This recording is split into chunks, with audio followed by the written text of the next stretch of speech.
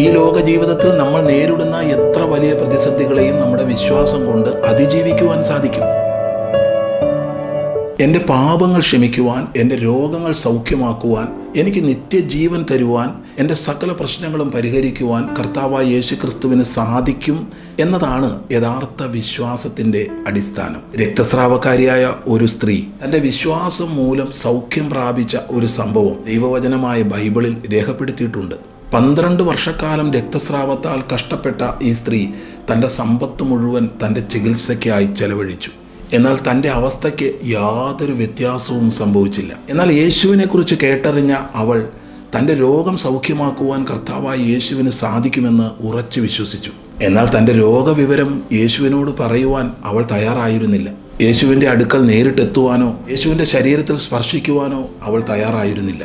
പകരം യേശുക്രിസ്തുവിൻ്റെ വസ്ത്രത്തിൻ്റെ തൊങ്ങൽ മാത്രം തൊട്ടാൽ തനിക്ക് സൗഖ്യം വരും എന്നവൾ ഉറച്ചു വിശ്വസിച്ചു.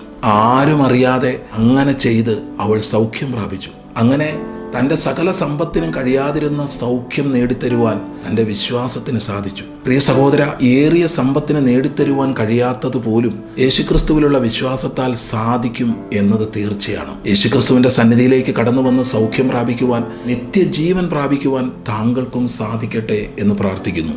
Have A blessed day.